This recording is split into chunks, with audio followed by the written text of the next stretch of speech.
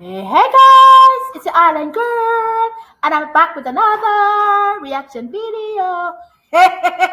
Don't pay me no mind, guys. It's your Island Girl, and I'm back with another one, and it's 25 British culture shocks and surprises. And I'm getting this one from Simple Scottish Living. The link will be in the description below. Please go over and show them some love. Tell them your Island Girl. Tell them your Island Girl sent you over there. So if you're new to my channel and it's your first time here, come on in, right back, hit the like, hit the subscribe if you haven't already. We welcome you here. To all my regular, schmegular, day ones, sweetie pots, sweetie poo-poos, come on in. Right back with the smile on your face, guys, and enjoy this reaction.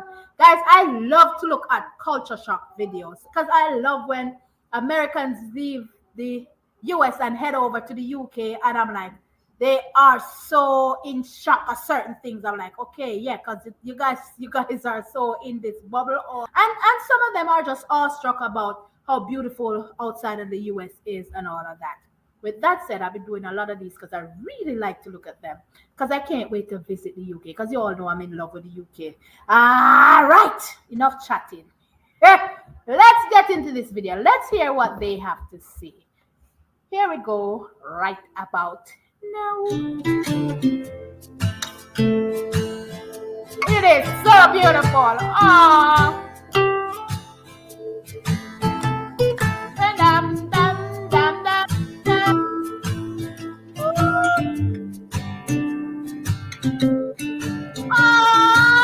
Hi, I'm Manny. And I'm Zach, and we have made a decision to move our family from California all the way to Bonnie, Scotland. And as you can see with this beautiful scenery, we are actually in Scotland right now, and this brings us to our 4th video. It's a big number. We're moving on up in the world. Yeah, moving on up. So in today's video, we want to share with you some of the cultural differences that we're noticing after being in the States. Well, you for the 14 years and me my entire life. Yeah, even though we've not been here too long, there are still some things that we've noticed pretty quickly, and things for me that have changed since I've been gone and now I'm back. Okay. Some pretty big ones as well. Really important stuff that's changed that I was completely unaware of, such as Ryder's voice in Paw Patrol is entirely different over here. Peppa Pig stays the same, but the Paw Patrol pups, they get a new voiceover in Scotland. So. That's so true. I'm going to have to include a clip. Zuma, it's submarine time. I thought you'd never ask, Ryder. All of them got different little voices, which is really. He got an accent. I was wondering where he was going with that. I'm like, Ryder's voice from Paw Patrol. I'm like, yeah. But I love the fact that it has the Scottish accent. I can appreciate that. That's pretty cool. Really funny. Yeah, I have to say I like the voices better over here. So there's that. love it. I just love accents, guys. We have a list here that we're going to reference because we don't really have good memories anymore. Oh, we're getting old.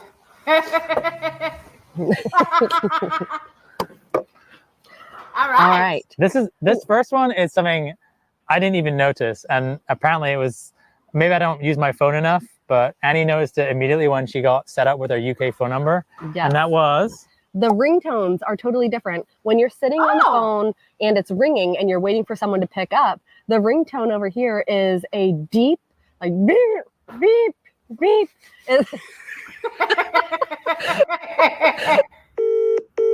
Oh, that's different. Yeah. Interesting. It was literally the first thing that she mentioned when she made her first phone call to me, that the waiting ringing in your earpiece was apparently so different that it caused her quite a shock. So something else to look out for. How will we survive? Oh, another one. Hair tools over here are extremely efficient and way hotter. So the time it takes me to dry my hair using their hair dryers is halved. It's incredible. Yeah, those extra voltage or extra volts, they cut down my wait time. Let's just put it that way. What else? Oh, interesting that the ringtone, because you could really hear the difference in ringtone when you're making a call in Scotland and when and in the US. That is really, and she noticed that stuff. Isn't that cool? And then the Paw Patrol voice, we all know, but I love this. I love accents. So you know how I'm gonna say. I love it. Hey, hey. And then, yeah, I would agree with them. I think it's because of voltage, why the hair drying time is so quick. One thing, I thought this was going to kill me, and that was having to line dry your clothes, or is that what you call it? Yeah. So after you do your wash or your laundry, what they call washing, you have to go and put them on a line to have them dried out. And then if you're lucky enough, some people have dryers, so you can throw them in to get the last little wrinkles out and last little bit of that dampness. But This one is completely backwards. And even when I moved over to the States, I was like, why don't people hang their clothes out here? The weather's so much nicer all the time. Whereas here, you're in, out, whether it's raining or it's sunny or it's windy or whatever. And actually, for a little bit, tried line drying our clothes in California, and then realized that a massive tumble dryer is way quicker. It is way less quicker, work. But I have to say, I thought it was going to be horrible, and it's been pleasant. Actually, the weather's been beautiful, so I haven't had to run out and take them off and on Just you constantly. wait. The winter times It's are coming. Yep. I don't eat many salads. You can. So I gotta be honest on this. When I saw the clothes on the line, it reminded me of being in Jamaica, because I'm used to it. Washing the clothes by hand, not even with a machine, and hanging it on the line. And I think your clothes you have a better what you call it, life, or longer. You get more out of your clothes, because it is so cool for me to to get that real sunlight penetrate that clothes. So I'm surprised that's what you do over there as well, because you're saying that there's hardly any dryer, really. So you hang your clothes. I'm shocked at that one. That's a culture shock for me as well. Take that one on. So we like to have a good old salad in California, a nice fresh salad with all the fixings. But one thing that you don't get over here are many salad dressings. In the US, there are thousands of types of dressings. And here you have what they call salad cream. There's like one standard salad dressings.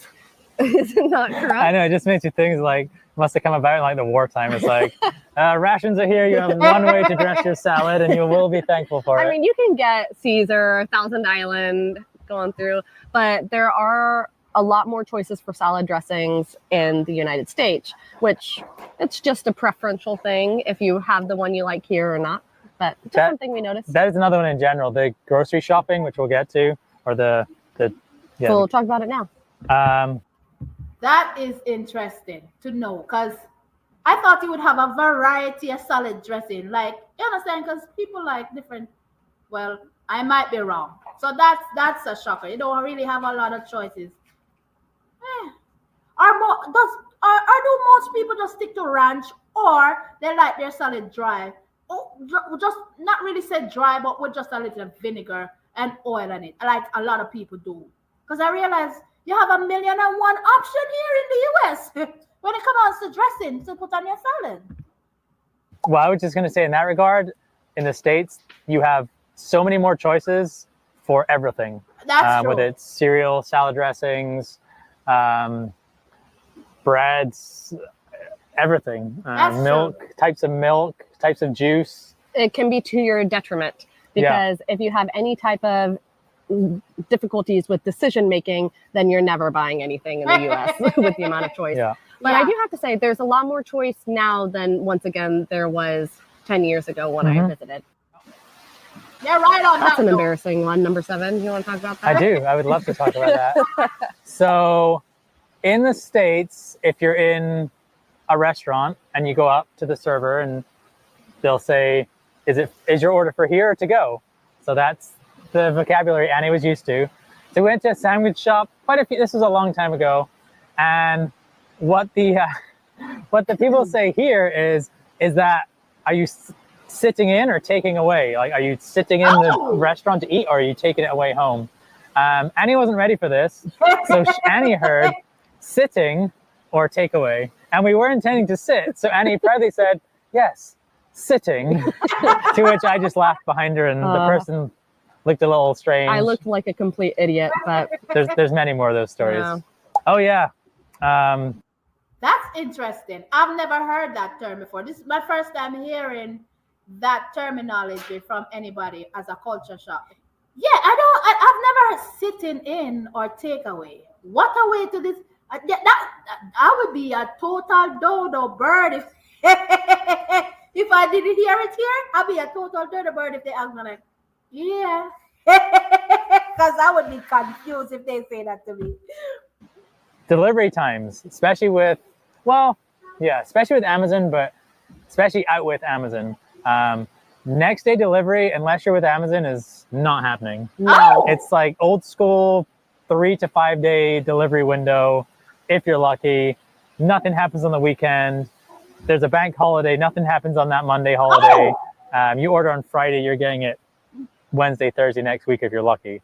But again, that's, I guess, leaning more towards our slower, simpler pace of life. So again, Okay, that makes sense. possibly a refreshing change that not everything is now, and if you want it, you get it immediately. It's actually something that I want our kids to not feel like they can have everything at a moment's notice. Also, sorry about whatever tornado is happening behind us. We looked all over the place for a good filming location, and I think we chose poorly. It's a good transition to our next point, though. I love the fact of how laid back and slow paced life is where they are. Because guess what? Like they said, in the US, it's no, go. If we don't get it right now, we get agitated. Okay, we don't want it. We'll look for something else. That's how it is majority of the time. So that's pretty cool. And I like the fact that the kids are experiencing that as well. So guys, sorry, I'm in a change of clothes. Started yesterday, had to go get the kids early from school, and I had to pause. All right, so I'm back. Just showing. Yep.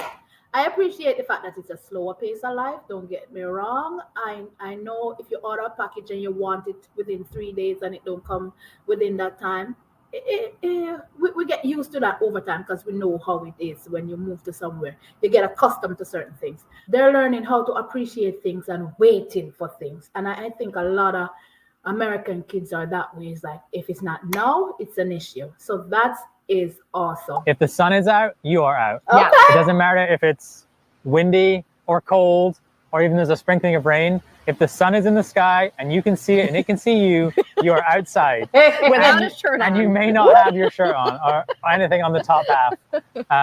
And even if that only lasts 10 minutes in the day, that is, you have your shirt off for 10 minutes because you truly don't know when it will come again. Oh, Another one is, so that is awesome though, because I'm like, you learn to appreciate the time. The sun is out, everybody's out, shirtless and all. And I'm like, you can tell how laid back and pretty cool it is just being there. Because I'm like, okay, sun is out, shirt is out. You know how people are, everybody's so sensitive. Why don't they have any shirt on? Blah, blah, blah, blah. But that's not the case where they are. Listen, the sun is out, we're shirtless. Because guess what? We don't get this often, so we make use of it. And I didn't realize that you guys don't get the sunlight as often. That's a shocker to me. I thought it was an everyday thing. You get the sunlight based on the fact that you even spread your clothes on the line outside. So I was thinking you get it pretty often. But yep.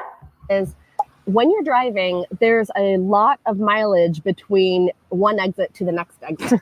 Which we learned. On our way to school one day, there was some type of road closure. I think there was flooding. And yeah, in between the beautiful sunshine, we then had flooding on the road. So we were not able to take our normal exit to drop the boys off for school, and therefore had you'd expect like, oh, we'll just take the next exit. That'll be a mile away, mile and a half at most. This one was an 8-mile round trip just to get back to where we needed to be. I thought it was 8 miles till the next exit. Yeah, that might, because it took us more than 20 minutes to get back. It took us closer to 30 minutes. We went a different way because, 8 miles. And then there was no warning either. There was no they have the digital signs on the motorways that can tell you stuff, but nope, just some cones along the exit and closed. No, like go this way and you'll be to your point. So yeah, We were late for school in our first week, but that's Yes. okay. They were Another That is crazy that your exits are so far apart, because normally when an exit is close, there's one close by where you could use to turn somewhere and then like make a U-turn or something. But that doesn't seem to be the case where you guys are at. That is okay. And you can imagine how late those like they said, those kids were late to school. But that's pretty far apart for each exit to that's far. cars is, although the scenery is the most beautiful thing I've ever witnessed in my life, Yeah. our children are extremely prone to car sicknesses. And when we're Oh. driving on all these windy roads, even if it's only a 10-minute drive, by the time we get anywhere, our kids are blue. I feel like that too. And it can be a little bit rough. So we have to mentally prepare for our drives now. We're not just on freeways going for 15 straight miles. And it's bittersweet. You have the beauty, you have all the green, but then you also have a sick family. Here's one that always annoyed me, and I never understood yeah. it. It is beautiful there, though, man. There's always a give and take to anywhere you go or live.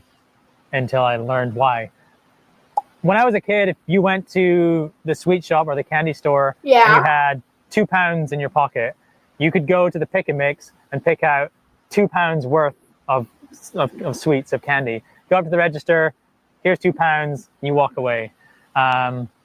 Whereas in the States, if you see something on the shelf that's $9.99, Take your best guess. $9.99, You might have enough, you might not. you got your $10 bill, you can't buy that. You're not getting that, which I never understood. I don't know if you get good at fast maths when you're a kid and you can calculate percentages. tax, but I guess you got to remember what state you're in as well. That's thrown me because it was like 6 or 7% most of my childhood, and now it's 9 to 11% in some states. So I can't do those percentages quickly in my head anymore, and that really threw me. You just smile and swipe and hope you got enough to cover it, because you don't actually know what the bill is going to be, and you're just trusting that they're doing their calculations correctly. Talking I guess. About smiling and swiping, the next one I wanted to.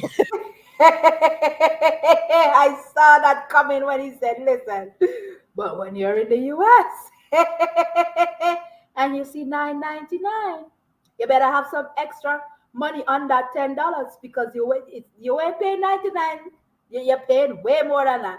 And that's one of the things I cannot understand why the US won't change it.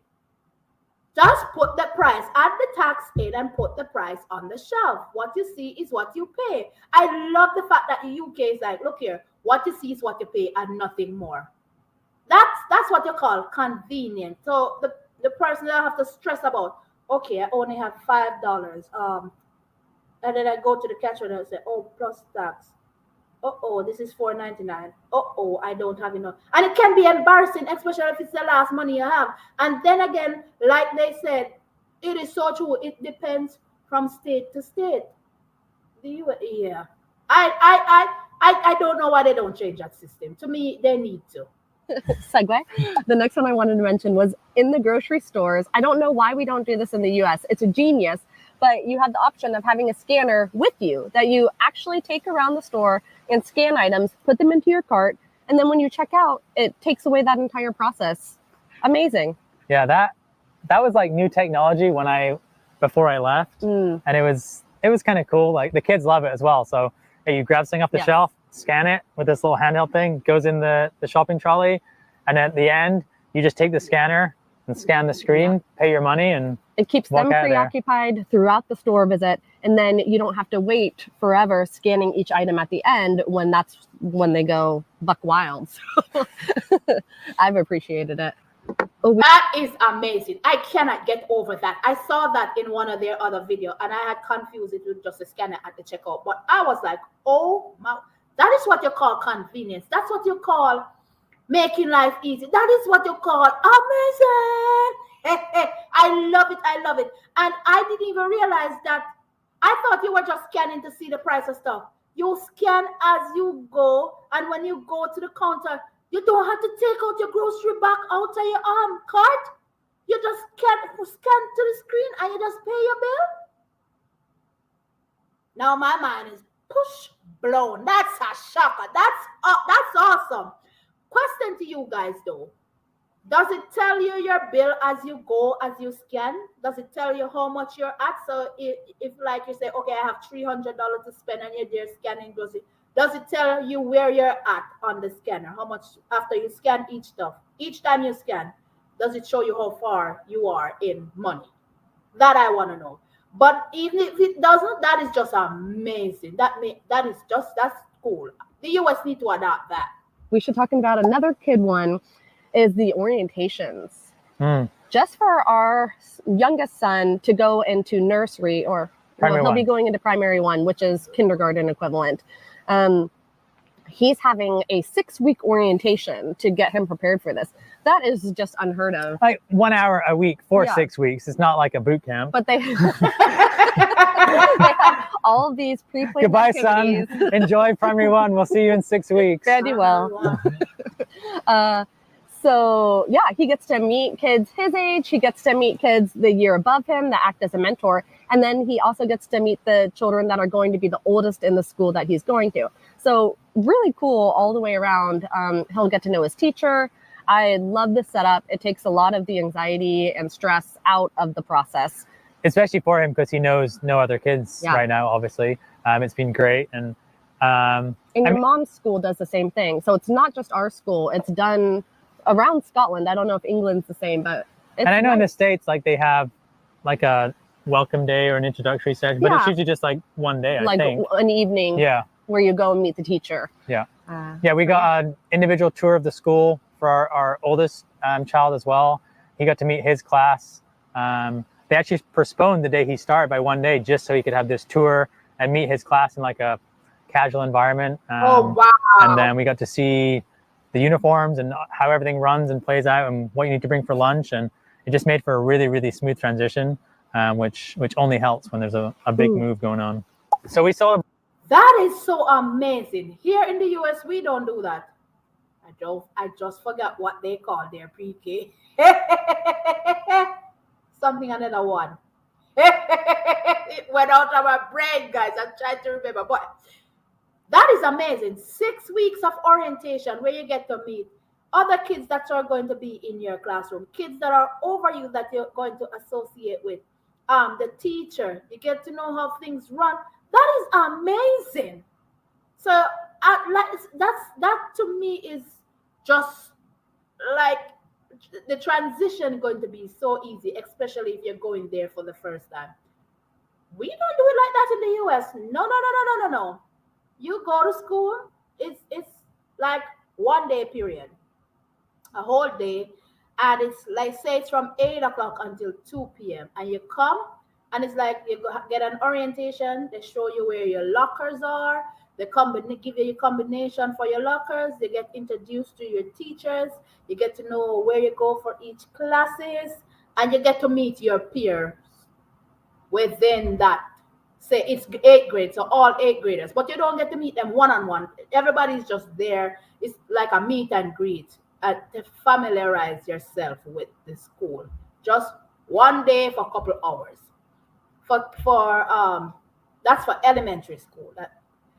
That's for middle school. For elementary school, it's just a couple hours as well. And you go in, you meet the teachers, you meet the kids in the classroom, you get to see where you're going to put your stuff. You get a list of books that are like your book list and stuff that are required for you. And that's it. You don't meet the kids above the grade or older kids. No. So that to me is amazing. I think the US need to adopt stuff like that because sometimes it can be so frightening and kids can be so, especially some of them who are leaving home for the first time and some that are very shy and don't do well among others. That would be good for them to at least do it. Not just a 1 day, maybe even, for a whole week. But that's amazing. A bunch of our stuff before we left and on Facebook Marketplace, and a lot of those transactions went through Venmo. And when we came over here, if you're British, you might not know what Venmo is. It's like a PayPal. We've not even looked if there is an equivalent yet. Yeah. But the reason we've not looked is because everyone here just seems to do bank transfers. Oh. Like, if you want to buy something from somebody, or if you've got a tradesman doing work for you, you can obviously pay cash, but it's all right. What are your bank details? Like your sort code and your bank account number, and then you just transfer instant transfer money. Yeah. So even for Facebook Marketplace pickups, I was shocked. So this is your dream, right here. What? So you don't necessarily have all these little apps that we have in the US, from Cash App to Venmo to. Are you serious? So for you, is either cash or bank-to-bank transfer, and that's it, one and done. You know what? I think that's good. Reason being, you don't have to stress about if you're going to get your money. So you don't have to worry about PayPal. You don't have to worry about Cash App. You don't want to, I'm sending it to the wrong person because you're dealing to that person. They're going to make sure they give you their bank account. And you know the transaction is good and clean because they have to give you their personal bank info. Now I can get used to that, but that's a shocker. So one thing that we have marked is that overall, I would say the people are more insular, more quiet and reserved. Okay. And that fits me great. Well, at least as far as, I think I have a bit of social anxiety when you get into large groups of people, or when you go somewhere and moms are talking outside of the school and waiting for pickup. I feel like I don't know. It's just. I think it explains my ability to stand next to other people and not be uncomfortable being in complete silence.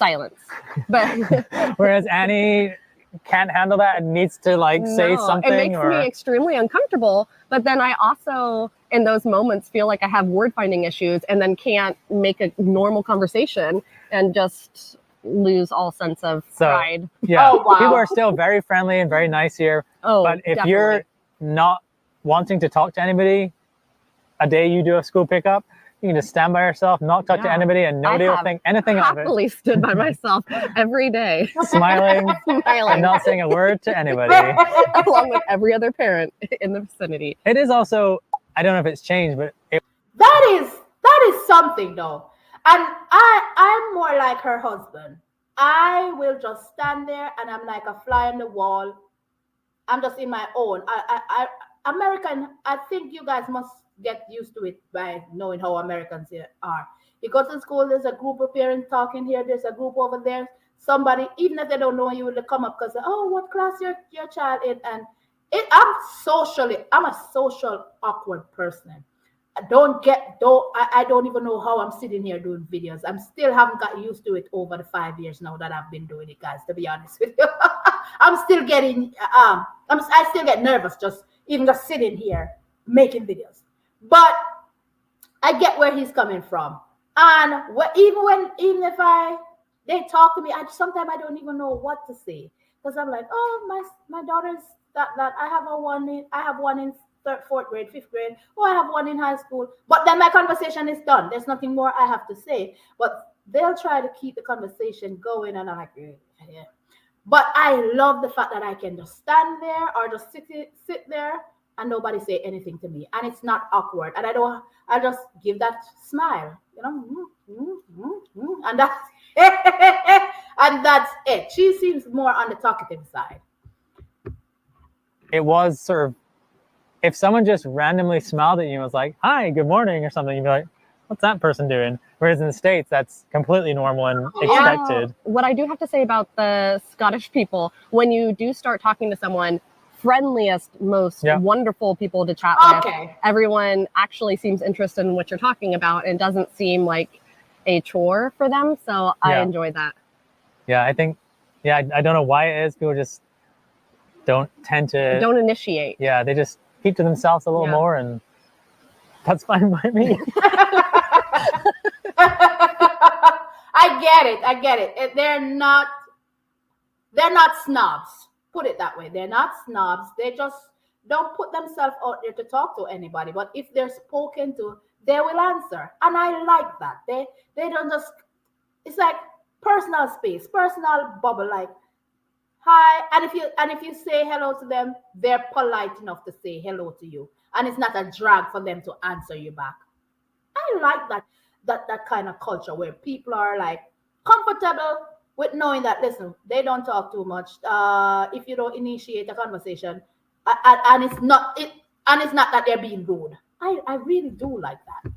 Food doesn't have as many preservatives, so it goes bad quicker. So we are going to the grocery store every other day. Definitely. And quantities are smaller, so you do just have to go to the store to get cartons of strawberries when you have daily. 3 kids and a 2-year-old who eats a whole tub of yogurt in the morning, like they're the ones we find so far are not very large, and we're going through strawberries, which are in season here, and they're really nice. Yogurts almost daily. Bread and milk. I feel we are just at least the bread buying out the store that we're buying, like comes in like weird like half loaves. Yeah. Where we could definitely do with the entire full loaf. But yes, fewer preservatives, even in their fast food. Like I saw an article that the McDonald's French fries or chips over here have fewer ingredients in it than in the States. And we have talked about in the past where we can come over here and kind of go on holiday mode in terms of what we eat. Sugary treats and cider and beer, and then when we go back, we've somehow magically not put on any weight. We've overcome that so far, though. We've managed to put on some weight since we've been here. We've been really, really trying, and we've succeeded. We've achieved. Yeah, we've achieved well. When you're, we're gonna get ourselves back into shape at some point. We'll see. Maybe. Oh, tell me I love how they're just jovial and just laid back, explaining these cultural shocks and surprises that they're facing as Americans living in the UK. But I am on board with the way that because their food don't have a lot of preservative.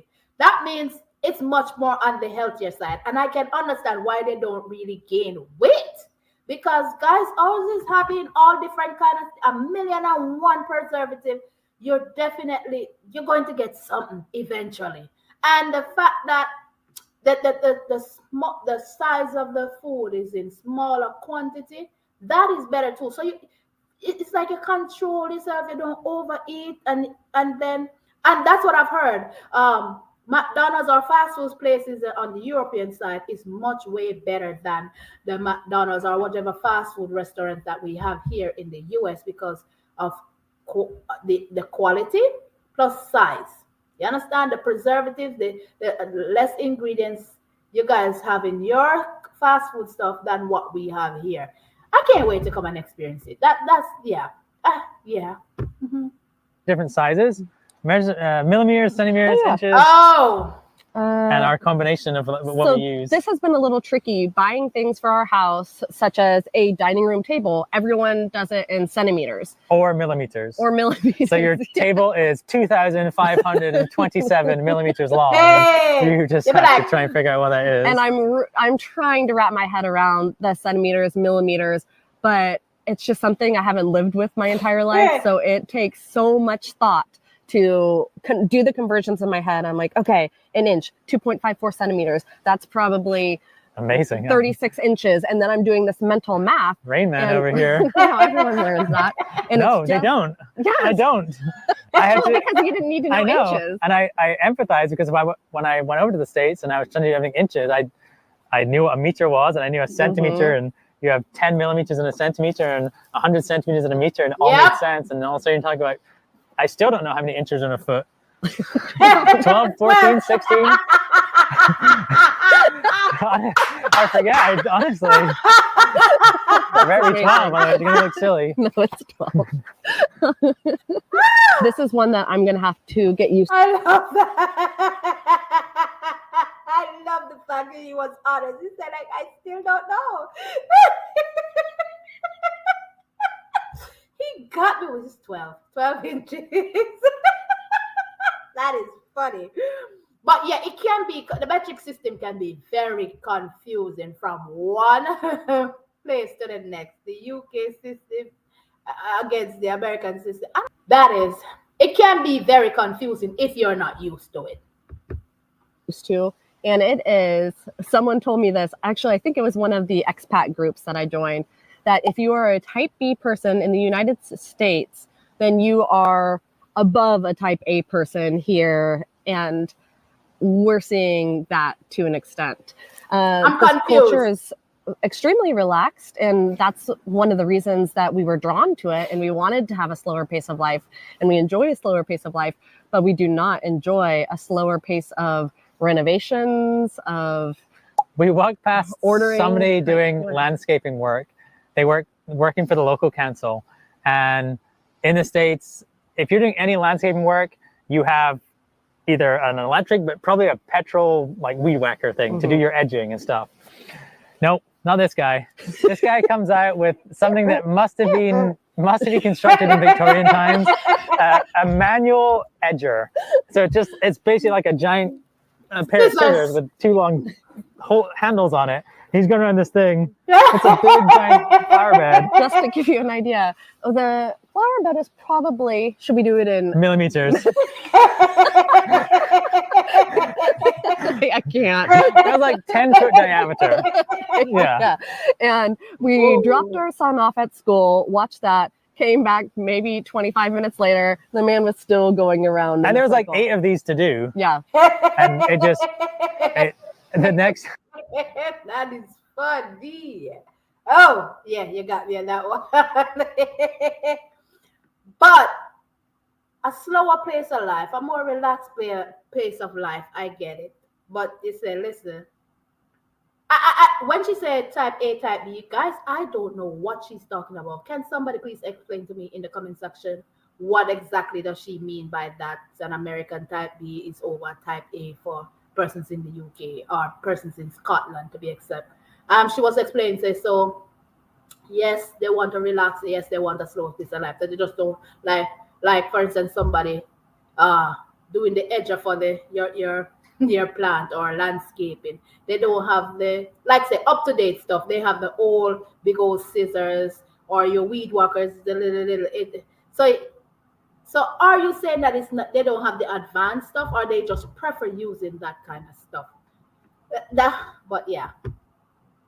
And then the next day, a lot of people have like these little paver slabs on their driveway. And the next day, we see our dear neighbors, and they have the world's smallest brush on the world's longest pole, scraping the moss out of every single one of these tiny little paver gaps, where there's definitely a power tool for that. There is something to be said about them just keeping with something that they've done for a long time. And it was they were both embracing that. Husband and wife were both at it together, just enjoying their day, and maybe they had no other plans, but just seemed like a lot of time spent on something that couldn't be sped up. But that cracked us up. We couldn't believe it. I think that's pretty much the majority of the ones we wanted to talk about. And the ones we discovered or realized so far. Yeah. There's probably more, and it is kind of cool for me to see now, especially with kids. Like there's lots of different things we're exposed to with the kids. See how that's done, and then for me to witness Annie going through what I went through, moving from Scotland initially to Georgia. Now that is a culture shock. I got to take Zach to some monster truck rallies. He went to the University of Georgia with me. Got to see the Bulldogs play in the stadium with 90,000. Which is bigger than our national sports stadium here. That was mind-boggling. 90,000 viewers. It was just incredible getting to open his eyes up to certain things. And now he's doing the same for versus me. Our Highland Games, which have maybe a couple thousand and a man with a dog and some sheep. And, a little bit different. So it is, but it's been amazing so far. I can't wait to see what's to come, and you'll get to see it with us if you tune in and subscribe. That was really good. I really enjoy watching them just sitting there talking and explaining stuff, and the cultural shocks and surprises that they have had since they moved to the UK, moved to Scotland to be exact.